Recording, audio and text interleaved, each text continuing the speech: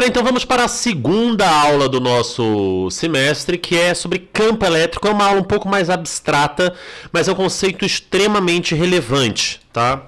Por quê? Até agora a gente observou a força elétrica entre duas cargas em repouso, tá? Agora, suponha que uma carga esteja se movendo. Como que a segunda saberia que a primeira se move? Onde que no conceito de força existe isso? Porque a força assume uma interação instantânea entre as cargas. Ela não impõe uma questão de tempo. E a gente sabe que quando, por exemplo, uma carga está se movendo, demora um certo tempo até outra carga saber disso. Tá? E a força não tem como carregar isso. E se houvesse outras cargas, como é que a carga saberia sobre essas cargas extras? Né? A gente precisa incluir essa noção de tempo na parte no nosso campo, na parte de eletricidade, certo? Então, aí a gente introduz o conceito de campo, que é o campo elétrico e aí a gente vai ver depois o conceito de campo magnético.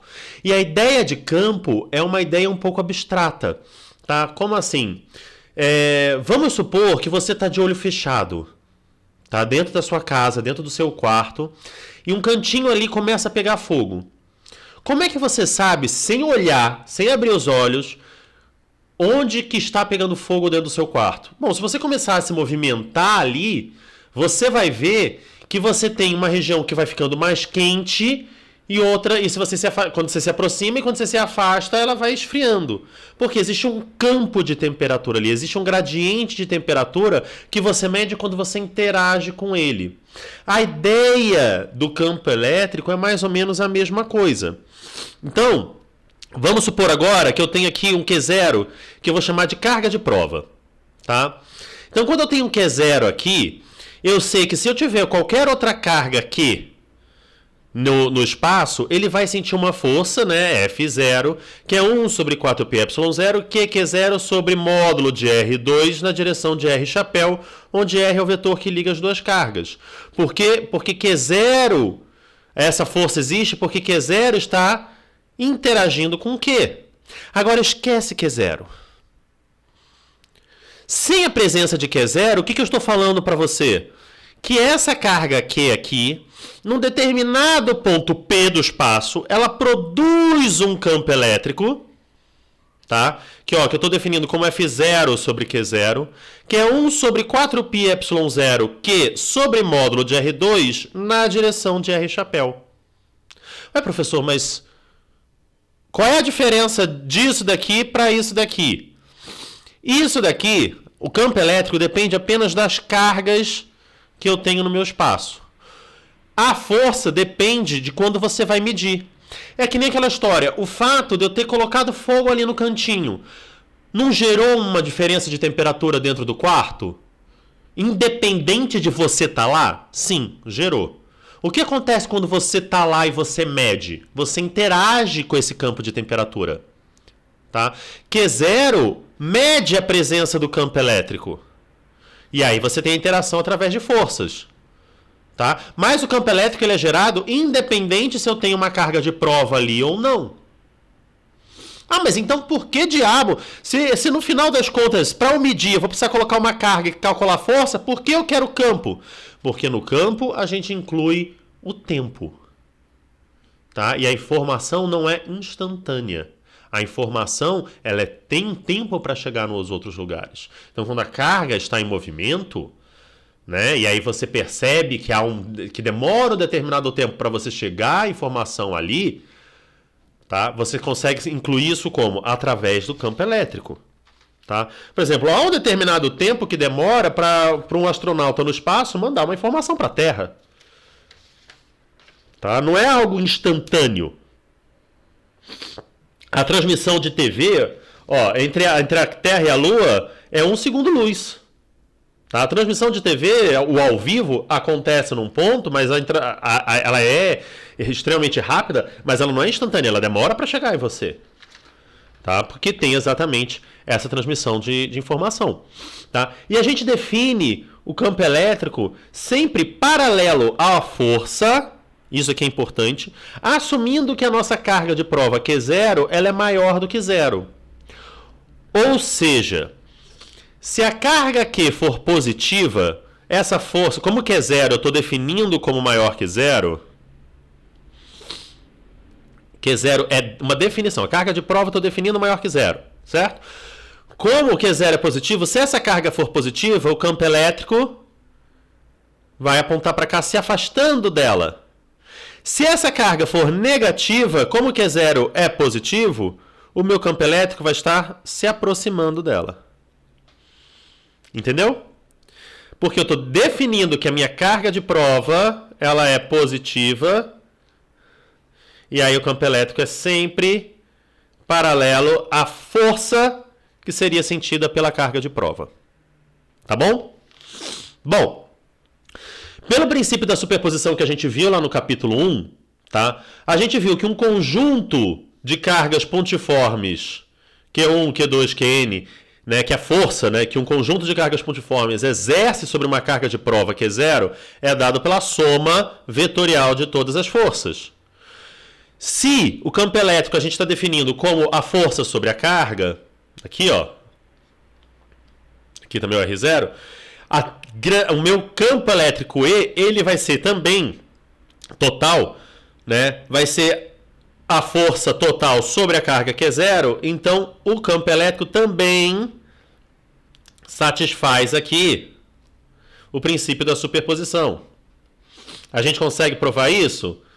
Não. Mas isso é verdade? É. Por quê? Porque todas as medidas dentro do que a nossa medida, todas as medidas experimentais dentro da margem de erro mostram que isso é verdade. Tá?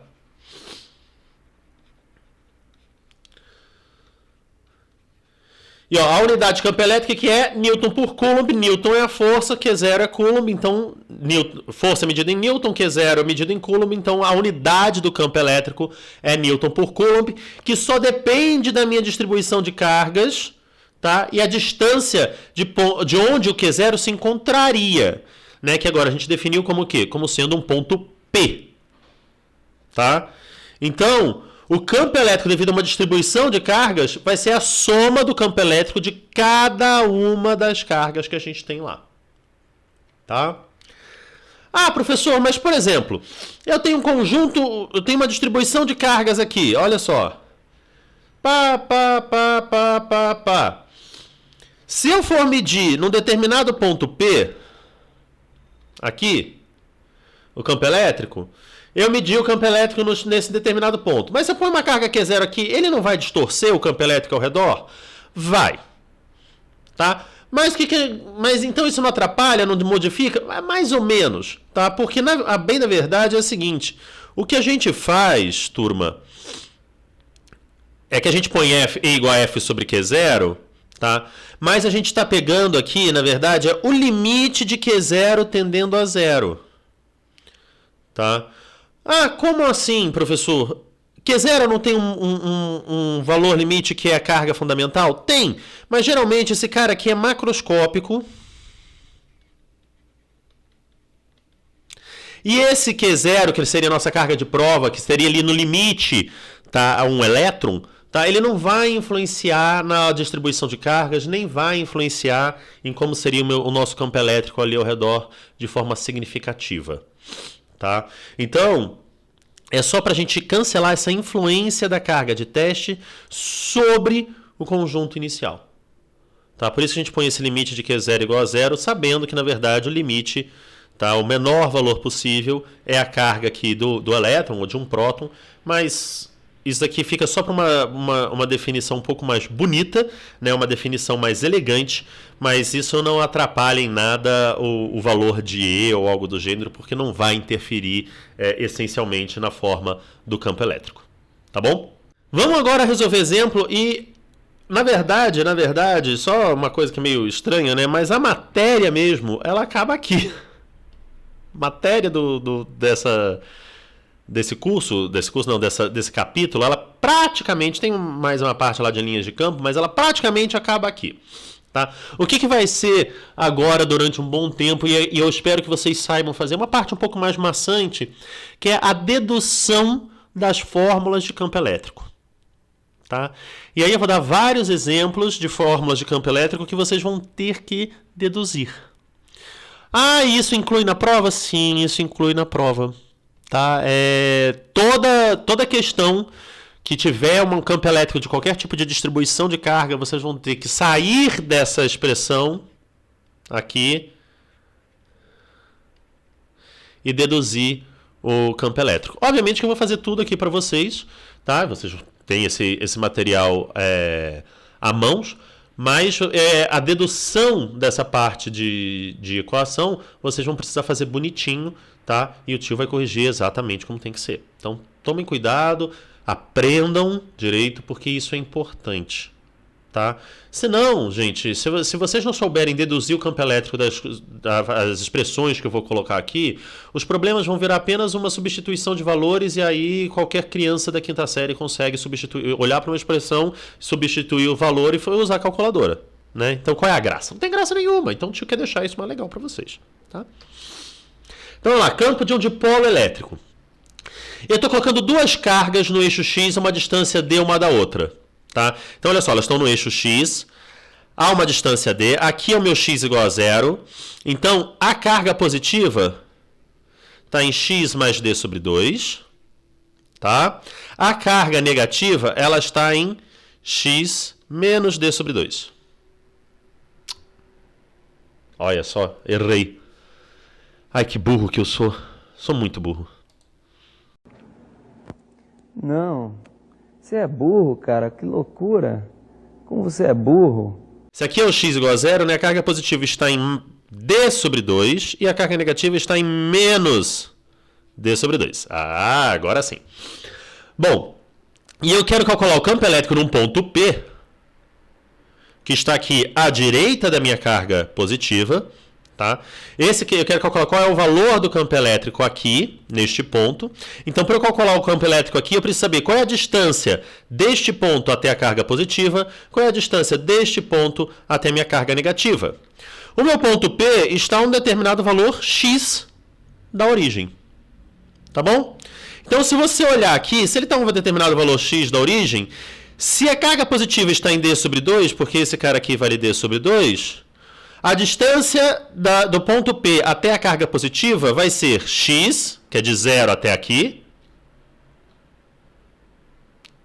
Deixa eu colocar assim. Ó. Isso daqui vale x, menos essa distância aqui, que é d sobre 2. E da carga do meu ponto P até a carga negativa é x, mais d sobre 2. Certo? Ah, se eu quero o campo elétrico naquele ponto P devido a essas duas cargas, bom, eu quero o campo elétrico devido à carga positiva, mais o campo elétrico devido à carga negativa. Campo elétrico devido à carga positiva, de novo, ele se afasta. Vou colocar aqui um verde. O campo elétrico aqui, da carga positiva, ele vai se afastar. Campo elétrico devido à carga negativa, ele vai na direção da carga negativa, como eu falei. Então, esse está apontando no sentido positivo do eixo X, esse está apontando no sentido negativo do eixo X, então esse fica com sinal de mais e esse ganha um sinal de menos. Lembrando que eu estou fazendo sempre, eu estou incluindo o sinal em relação a onde aponta o vetor. Tá? Se eu faço isso e agora substituo, qual é a distância da carga positiva até a distância do ponto de X até a carga positiva. E qual é a distância do meu ponto X até a carga negativa? Eu tenho isso daqui e eu tenho, trocar de cor de novo, adoro trocar de cor. Isso daqui. Pronto. Isso aqui, se você olha para essa expressão, isso te diz muita coisa? Não diz. Porque a gente tem que analisar também qual é a física do problema para a gente saber se a gente consegue ter uma intuição um pouco melhor, tá? Porque vamos pensar o seguinte. Isso aí é para um ponto P qualquer, perto do meu dipolo. Agora vamos supor que eu me afaste muito desse dipolo. Mas muito, que eu vá lá para longe. Mas para bem longe do dipolo. Vamos supor, deixa eu escrever com outra cor, que eu queira um ponto X muito maior do que a distância D entre eles. E isso que é importante a gente analisar. Porque olha só, se eu estou com uma única carga positiva, opa, só um mais Q, e eu pego um ponto X muito maior do que D, um X grandão, certo? Eu sei que o meu campo elétrico ele vai com 1 sobre R2. Agora vamos supor que eu estou com um dipolo. Eu tenho uma carga positiva e uma carga negativa, só que eu estou... Ô, desgraça. Uma carga positiva e uma carga negativa, só que eu estou assim muito longe. Opa, é outra cor de azul. Eu estou muito longe da distância entre eles. Qual é a carga que eu estou vendo? Se eu estou lá do infinito olhando para um dipolo. A carga total aqui, se eu estou tão longe, eu estou vendo como se os dois estivessem na mesma posição. Então, se eu estou vendo como se os dois estivessem na mesma posição, é porque a carga total aqui é zero. Então, o campo ele tem que morrer mais rápido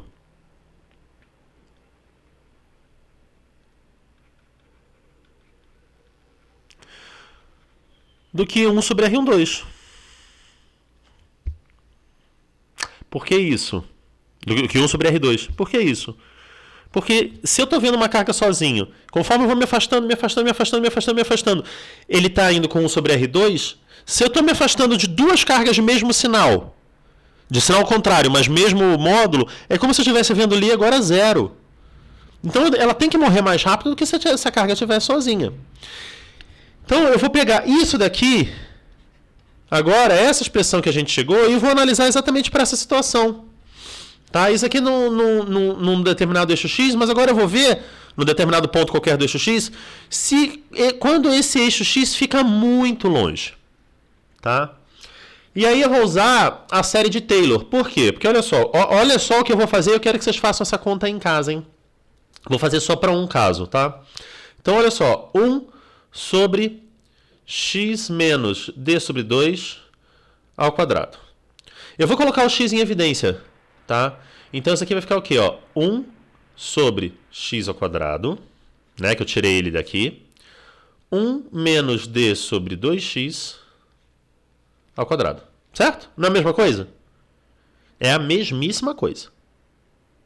Tá bom? Eu só coloquei o x em evidência no parênteses e tirei ele. Então tá aqui, ó, 1 sobre x ao quadrado. Por que eu estou fazendo isso? Porque esse cara daqui, ó, d sobre 2x agora, ele é muito pequenininho. Vou chamar isso aqui de delta. Então eu tenho 1 sobre x ao quadrado vezes 1 sobre 1 menos delta ao quadrado.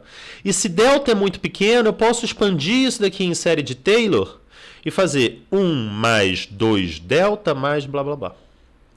Então olha só, isso aqui vai ficar com, vou deixar o x ao quadrado em evidência, vezes 1 menos delta ao quadrado é 1 mais 2 delta, então 1 mais 2 delta mais, e vou deixar só em primeira ordem, tá? Então isso aqui vai ficar 1 sobre x2, delta é d sobre 2x, então 1 mais d sobre x mais blá blá blá. Então, ó, esse cara daqui, quando eu faço para x muito maior que d, ele vai virar esse cara daqui e o meu x quadrado veio para cá. O menos continua o menos, só que aqui agora tem um sinal de mais, né? Ó. Então aqui eu vou trocar, ao invés de ser 1 menos delta, vai ser 1 mais delta, então vai ficar 1 mais delta ao quadrado. Isso aqui é 1 menos 2 delta mais blá blá blá. Tá bom? Bom, então agora eu tenho Q sobre 4πε0 x2. O 1 eu vou cortar com menos 1. O d sobre x eu vou somar com d sobre x, então vai dar 2d sobre x. Então a expressão do meu dipolo fica QD sobre 2πε0 x ao cubo. Aí tem uma definição que a gente usa, né? que a gente define o vetor momento de dipolo elétrico como um vetor que aponta da carga negativa para a carga positiva. Então, a gente faz o seguinte, olha só.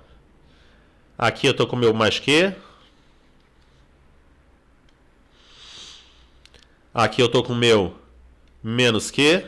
A gente define o vetor D como sendo o vetor que, né, de módulo D, que é a distância entre as cargas, que liga as duas cargas saindo da negativa e indo para a positiva, e a gente define o momento de dipolo elétrico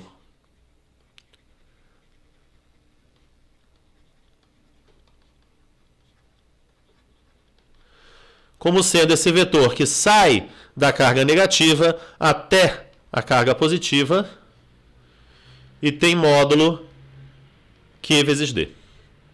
Tá? Aqui é o módulo de uma das cargas e D é a distância entre as duas cargas. E por essa definição a gente chega como resultado final que o campo elétrico a uma grande distância de um dipolo é dado com P sobre 2πε0 x ao cubo.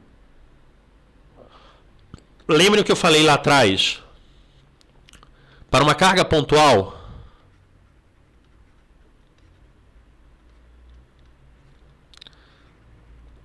mas que o campo vai com Q sobre 4πε0 R2, onde R é a distância da carga. Aqui, para o dipolo, o campo vai com P sobre 2πε0 x ao cubo, onde x é a distância do ponto até a carga. Olha só como o campo elétrico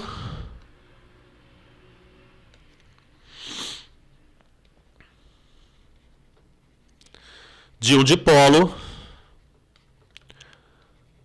morre mais rápido do que de uma carga pontual, né?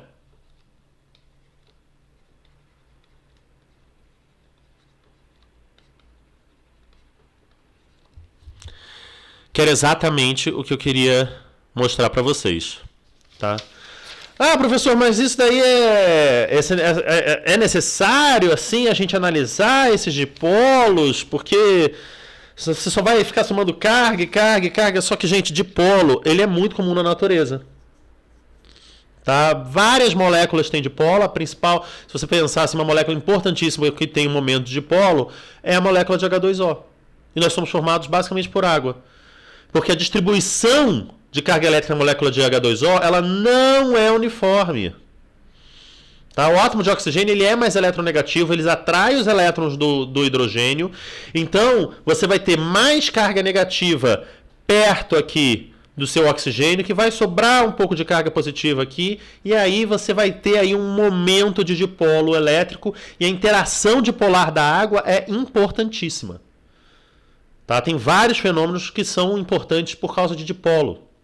E não só a molécula de água tem dipolo, mas todas as bases nitrogenadas que formam seu DNA, a molécula de fosfato e o açúcar que forma o backbone do DNA, tudo tem dipolo. Tá? Então, é importante a gente ter essa noção de como os dipolos eles interagem, qual é o campo de dipolo, e assim, nossa, vai ter um monte de coisa relacionada a dipolo. Tá bom? Obviamente você pode, mas tem quadrupolo, quando tem 4 cargas, e você vai somando tudo isso, você vai ver, realmente, você pode aí pegar uma quantidade infinita de cargas e brincar com ela, e é isso que na verdade nós vamos fazer. Tá? Porque não é uma questão só de cargas pontuais que existem na natureza, muito pelo contrário. Tá? A vida seria linda se a gente só tivesse carga pontual. Né? Mas nós temos distribuições contínuas de carga também. E aí, como é que faz? Né?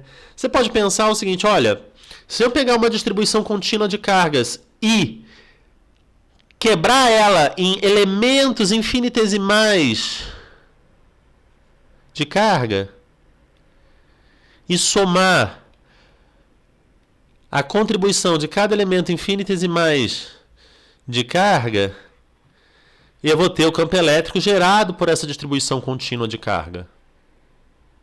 O que é a soma de elementos infinitesimais? É uma integral. Sim, nós vamos usar bastante cálculo agora, e eu sei que vocês amam, eu sei que vocês estão loucos por essa parte aí de cálculo integral, né? E a gente vai precisar resolver bastante integral nesse caso, tá? Então, o campo elétrico agora, tá, vai ser uma integral de 1 sobre 4πε0 dq de R, então você está integrando aqui na carga, de R menos R' ao quadrado, o chapéu de R menos R', onde o chapéu, na verdade, aqui é R menos R' sobre o módulo de R menos R'. Tá? Parece complicado, mas não é. Primeira coisa que a gente tem que analisar é assim, mas se eu estou integrando em carga, mas a gente vai usar aí o conceito de distribuição contínua de carga, e ao invés de a gente pegar, por exemplo, quando a gente for trabalhar com fio, a gente vai usar não um dq, mas a gente vai pegar uma densidade linear de carga, lambda, tá? E o nosso dq vai ser um lambda dl, e a integral na carga vai virar uma integral no espaço. Ou se a gente tem, no caso superficial, uma densidade superficial de carga sigma, a gente sabe que sigma é dq dA, e ao invés de a gente integrar em dq, a gente vai integrar na área. Ou uma densidade volumétrica de carga, ao invés de integrar em dq, nós vamos integrar no volume. Nossa, professor, mas isso não vai ser muito complicado, não? Olha, fácil, que coisa fácil. Também não é, tá? Mas também não é difícil. Por isso que a gente vai fazer aqui com calma com vocês. E na aula que vem, para alguns casos especiais, a gente vai ver a lei de Gauss, né? E a lei de Gauss ela vai ajudar bastante a calcular esses campos elétricos para casos especiais. Tem casos que a gente não tem como fugir da lei de Coulomb aqui, que a gente vai usar para calcular o campo elétrico, né? Mas para alguns casos especiais, a lei de Gauss vai fazer uma diferença assim brutal. Tá bom? Distribuição contínua de cargas, então vamos pegar aí um campo infinito, um campo de um fio infinito, carregado com densidade linear de carga. Então, esse é um fio infinito, então ele vai de menos infinito até mais infinito, eu coloquei ele no eixo Z, tá? E ele tem uma densidade linear de carga lambda, então tem uma densidade linear de carga lambda que está aí, ó, no espaço inteiro, esse fio infinito, bonitinho, tudo com a mesma densidade de carga. Tá bom? Bom, então como é que eu vou fazer para calcular isso? Olha só, eu sempre gosto de calcular essas distribuições para carga positiva, tá? Então considero sempre o fio positivamente carregado, ou um disco, um anel, tudo positivamente carregado. Tá de bom, gente? Por quê? Porque eu acho mais fácil mesmo. E aí depois qualquer coisa você só inverte o sinal do vetor. Se for negativo, você inverte o sinal, põe o sinal de menos ali, você inverte o sinal do vetor. Vou pegar aqui, ó, um determinado elemento infinitesimal de carga, dq. Esse elemento infinitesimal de carga dq, ele ocupa um determinado elemento infinitesimal de espaço dz. De forma que meu dq é lambda dz. Certo? Bom, esse elemento infinitesimal de carga dq, ele está a uma determinada distância r, isso aqui ficou meio confuso, mas isso aqui é um r, tá? Do ponto P, que eu quero calcular, que está a uma determinada distância x do meu fio. Ok? Note, o campo elétrico produzido por esse elemento infinitesimal de carga, ele vai se afastar dele, porque ele é um elemento positivo, tá? Então ele se afasta de, tá? Nessa linha aqui que liga o ponto P ao elemento infinitesimal de carga, tá? E aí eu defini aqui o meu sistema de coordenadas. Vou colocar com outra cor.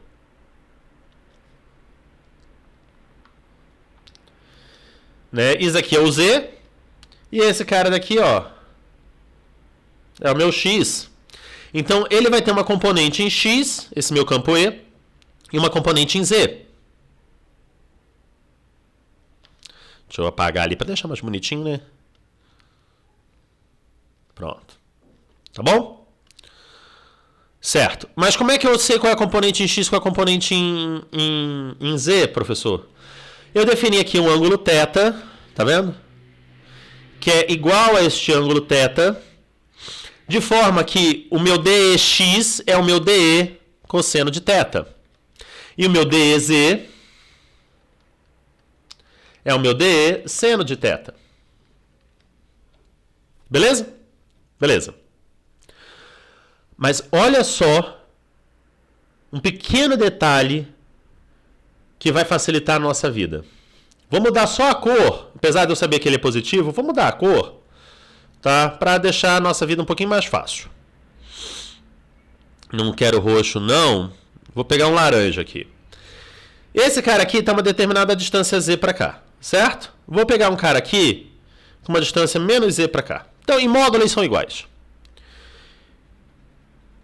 Um determinado elemento infinitesimal de carga dq aqui também, que ocupa um espaço dz. Então, esse mesmo dq aqui é igual a esse dq aqui. E os dois são positivos.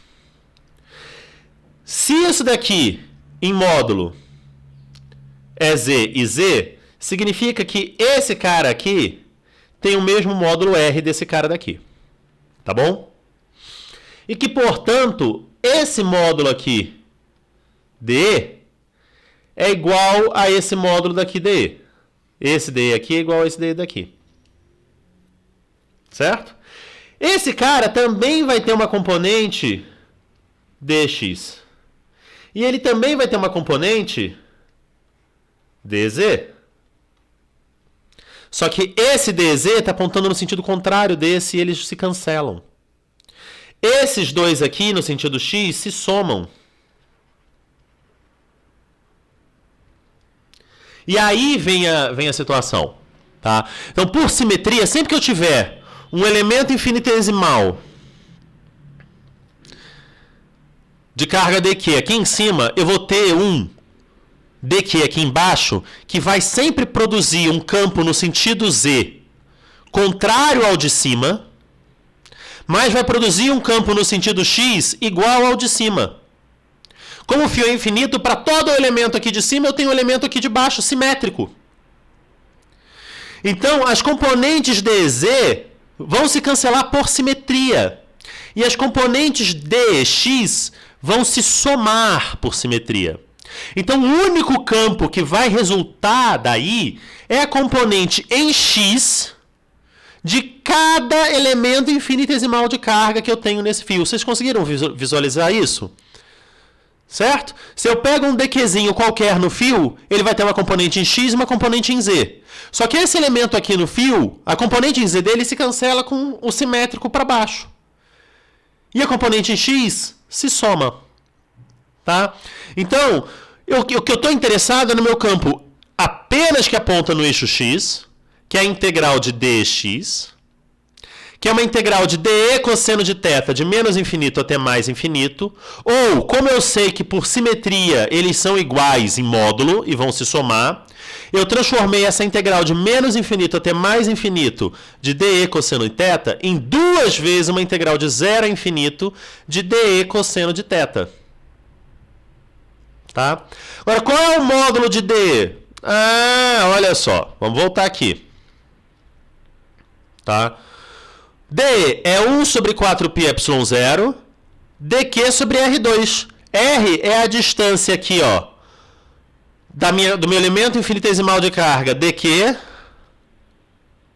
até o meu ponto P. Só que esses caras aqui formam um triângulo retângulo, estão vendo? Então, R2 é igual a Z2 mais X2. Então, eu vou ter que meu dE é 1 sobre 4πε0. O meu dq, eu já sei que é lambda dz, dividido por z2 mais x2. Então, o meu ex, ele vai ser lambda sobre 2πε0, que isso tudo é constante, eu tiro da integral. A integral de 0 até infinito, de dz sobre z2 mais x2. Então, eu tenho aqui o módulo de dE, esse cara daqui, vezes o cosseno de θ, que é o que aponta no eixo x. Então, a única coisa que eu vou fazer agora é o seguinte, olha, z é x tangente de θ. Estou fazendo uma substituição trigonométrica. Tá?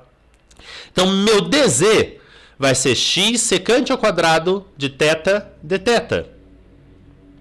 E o meu x2 mais z2 é x2, 1 mais tangente ao quadrado de θ, e, portanto, isso vai dar x2 secante ao quadrado de θ. Deixa eu mudar aqui e vou substituir para vocês verem. Para vocês verem que eu não tô louco. Deixa eu mudar a cor também. Esse laranja eu acho meio feio. Então, olha só. O campo E, ele é lambda sobre 2πε0, integral de 0 até infinito, de dz sobre x2 mais z2, cosseno de θ. Meu dz eu vou substituir por x secante ao quadrado de θ dθ. Então é uma constante, tá? Vezes x secante ao quadrado de θ dθ. x2 mais z2 é x2 secante ao quadrado de θ.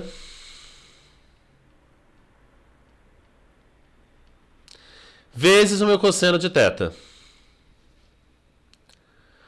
Olha que coisa linda que fica, porque fica bem tranquilinho. Secante ao quadrado de θ corta com secante ao quadrado de θ, o x corta com o x quadrado aqui. E eu vou integrar agora em θ, não estou mais integrando em z, eu estou integrando em θ. Tá? Então, eu sei que quando z igual a 0, esse θ... z igual a 0 aqui, ó. Quando z igual a 0, o θ é 0. E quando z é infinito, qual é o ângulo cuja tangente dá infinito? π sobre 2. Então, vou integrar de 0 até π sobre 2. E aí eu posso tirar o x da minha integral. E aí eu tenho isso aqui, ó. Lambda sobre 2πε0 vezes 1 sobre x, que veio daqui. Integral de 0 até π sobre 2 de cosseno de θ dθ. Então, isso dá lambda sobre 2πε0. A integral de cosseno de θ é seno de θ. Calculado entre 0 e π sobre 2. Isso dá 1. Então, o campo produzido por um fio é lambda sobre 2πε0x, o que também faz sentido físico. Professor, como é que você sabe se faz sentido físico ou não? Gente, se você se afasta lá para o infinito, como esse fio é infinito, você não vai continuar vendo um fio infinito de carga? Você não espera que ele demore, o campo elétrico demore mais para morrer do que uma única carga pontual? Porque eu espero. Se eu espero que ele demore mais para morrer do que uma única carga pontual, eu espero que ele caia mais lento do que 1 sobre R2. E ele está caindo aqui, o campo elétrico está caindo mais lento do que 1 sobre R2. Maravilha? Certo? Bom. Se eu quero agora continuando em distribuição contínua de cargas, mas o campo devido a um anel uniformemente carregado de carga Q. Esse é bem tranquilo, tá? Ah, professor, por que esse é bem tranquilo? Porque olha só, de novo, eu vou pegar aqui um elemento infinitesimal de carga, sempre considero positivo, gente, para facilitar a nossa vida, tá? Um elemento infinitesimal de carga dQ, tá, que ocupa um determinado elemento infinitesimal de distância ds, então isso daqui é um lambda ds. Lembrando que um anel é um fio que você uniu as duas pontas. Esse cara daqui vai produzir um campo DE, tá, que faz um determinado ângulo θ com o eixo z, e eu estou querendo calcular um campo, isso aí eu já estava esquecendo de falar, né? É um campo num ponto, é um campo num ponto P,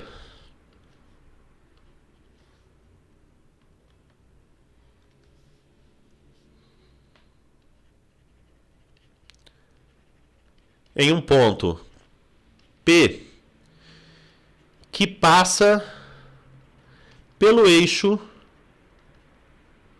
principal do anel, que é o eixo que passa pelo centro de massa dele, tá?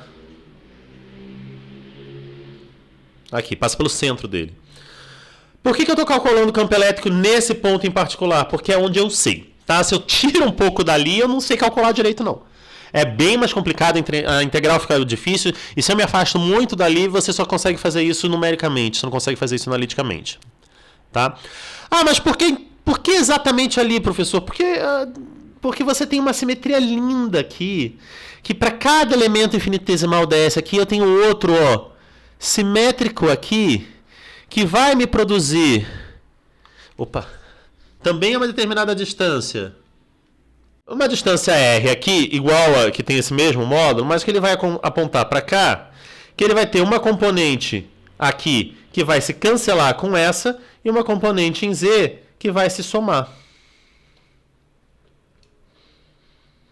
Percebem?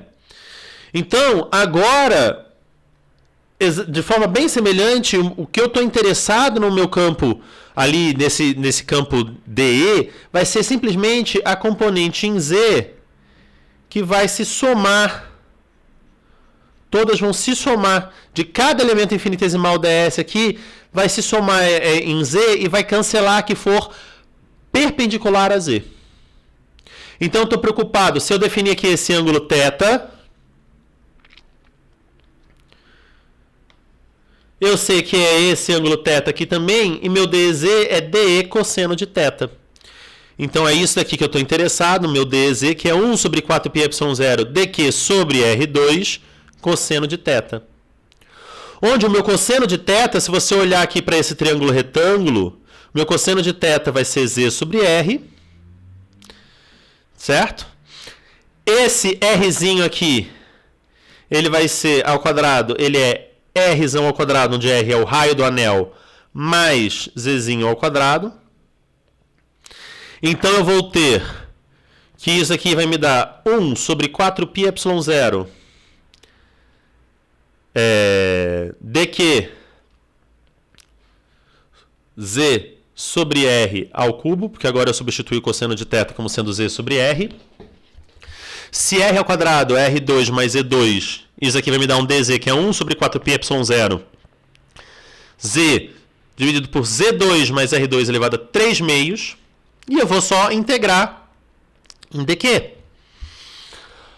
Aí você fala assim, mas pô, professor, peraí, 1 sobre 4πε0 é uma constante. Eu posso tirar da integral? Posso. Se eu escolhi um ponto P a uma determinada altura Z, o Z também é uma constante, então também posso tirar da integral? Posso também. Mas o raio do anel também é uma constante, então também posso tirar essa parte aqui de baixo da integral? Pode também. Tira todo mundo da integral. Vai ficar simplesmente uma integral em dq. Ué, mas uma integral em dq não é simplesmente somar todo o elemento infinitesimal de carga até dar a carga total do meu anel? É. Então, peraí. Isso significa que o campo do meu anel vai dar 1 sobre 4πε0 QZ sobre Z2 mais R2 elevado a 3 meios? É exatamente isso. Tá?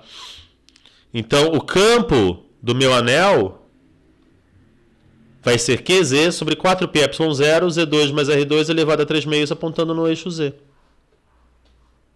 Tá vendo? É relativamente fácil. Tudo que o trabalho maior foi visualizar a parte geométrica para a gente chegar que o que importa é a gente somar o componente Z da galera toda, tá? E colocar em função do principal, que é ponto P a uma altura Z do anel de raio R.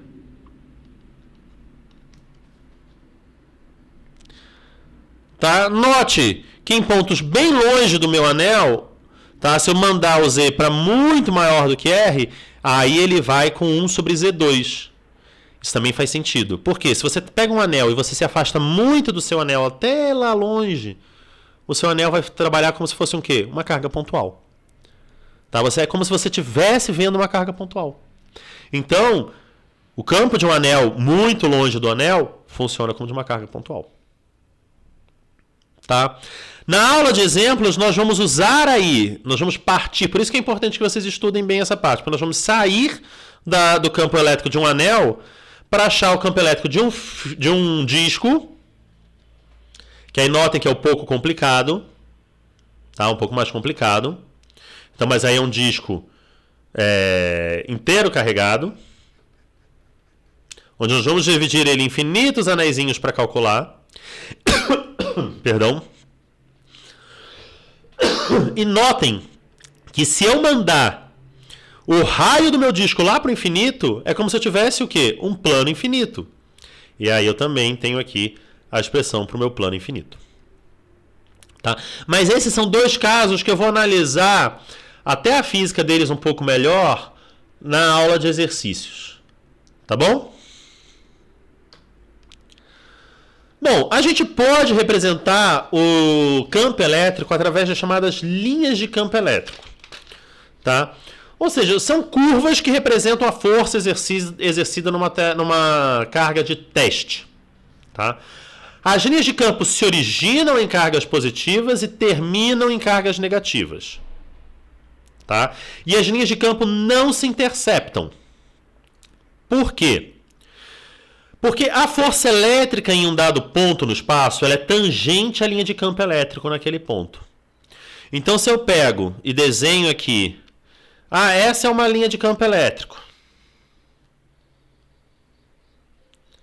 Se eu quero, qual é a força elétrica? Se eu ponho uma carga de prova Q0 aqui e pergunto para você, qual é a força elétrica que sente essa carga de prova? Lembrando que a carga de prova é positiva.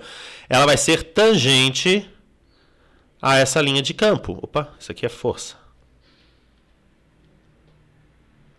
Certo? E isso implica que elas não se interceptam? Implica, porque se eu tivesse uma outra linha de campo elétrico aqui apontando para cá, ou seja, eu tenho interceptação de duas linhas de campo elétrico,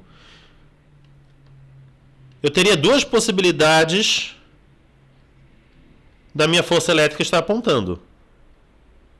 Para cá ou para cá? E para onde ela está apontando? Ela só pode apontar para um lugar, ela é única, univocamente definida. O campo elétrico, a força é univocamente definida. Tá? Então, você não pode ter interceptação de linhas de campo elétrico ou linhas de força. Tá? E a definição de que elas se originam em cargas positivas, elas terminam em carga negativa, está relacionado ao fato de que se eu ponho uma carga de prova positiva ali, a minha força ela tem que ser tangente a ela, então ela tem que apontar na mesma direção. Percebe? A intensidade do campo elétrico é representada pela densidade de linhas de campo. Então note que aqui tenho um monte de linha de campo aqui perto aqui. Tá vendo? Se eu tenho um monte de linha de campo perto aqui, eu tenho um campo forte. Aqui eu tenho poucas linhas de campo, então meu campo é mais fraco. E a direção do campo elétrico, ou a direção da força elétrica, é sempre tangente às linhas de campo elétrico. Tá bom? Então, se eu pego uma carga pontiforme, certo? Aqui ela é positiva, então uma visualização tridimensional dela é um pouco complicada, mas você imagina que qualquer lugar que você olhe, você tem várias linhas saindo, tá? Elas estão sempre apontando para fora da carga positiva.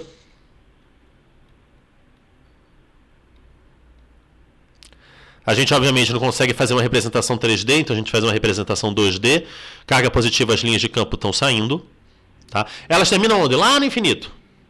Se a carga fosse negativa, então as linhas de campo estariam apontando no sentido da carga. Elas têm origem lá no infinito e elas vão no sentido da carga. Tá? Olha só como aqui a gente dá para perceber outra coisa. A gente sabe que a carga, que o campo elétrico de uma carga pontiforme cai com 1 sobre R2. Significa que quanto mais perto da minha carga, mais intenso é o campo elétrico. Quanto mais longe da carga, tá, mais fraco é o campo elétrico. Então você imagina o seguinte. Se eu pego aqui, olha só, aqui é uma região com uma grande densidade de carga elétrica. Não é? Não tem uma grande densidade de carga elétrica, então o campo é bem intenso. Se eu me afasto, aqui, ó, nessa área aqui, a densidade de fio, a densidade de linhas é menor, então meu campo é menos intenso. Mas como é que você sabe que a densidade é menor? Ora, porque toda linha de campo que está saindo aqui, está passando aqui. Passa pela área vermelha, passa pela área azul. Não passa? Se toda linha de campo que passa pela área vermelha passa pela área azul e a área azul ela é maior do que a área vermelha, eu sei que a densidade da área azul é menor que a densidade da área vermelha. Logo, É trivial a gente pensar que o campo elétrico que ali na região, nessa superfície azul, ele é menor do que da superfície vermelha.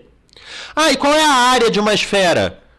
4πr2. Então note que ele vai caindo com R2. Porque a área da minha superfície esférica é 4πr2. Certo? Agora, a gente pode usar o princípio da superposição de campos para pegar e ver qual é a linha de campo de cargas pontiformes quaisquer. Tá? Então, nós temos aqui, ó, lembrando que as linhas elas chegam nas cargas negativas e elas se afastam das cargas positivas. Então, se você tem agora um dipolo elétrico, elas vão sair da carga positiva e elas vão chegar na carga negativa. Aqui. Como é que eu sei isso? Bom, você pode vir daqui... Se você quiser, né? Qual é o campo produzido por essa carga? O campo produzido está aqui. E. Qual é o campo produzido por essa carga agora azul? E. Tem que ir na direção dela. E. Qual é o campo resultante? E. Aqui. E menos, E mais. E total. Entenderam? Essas coisas aqui, essas linhas de campo, a gente sabe usando o princípio da superposição e somando o campo devido à carga positiva, carga negativa, e aí vendo como é que fica no espaço inteiro. Tá? Então, só para vocês olharem aqui, olha, se as linhas de campo se conectam de uma a outra, a gente vai ter uma força atrativa entre as cargas. Se as linhas de campo parecem se espalhar, é porque a gente tem uma força repulsiva entre as cargas. É como se as cargas estivessem se empurrando para longe. Tá? Se você tem um fio...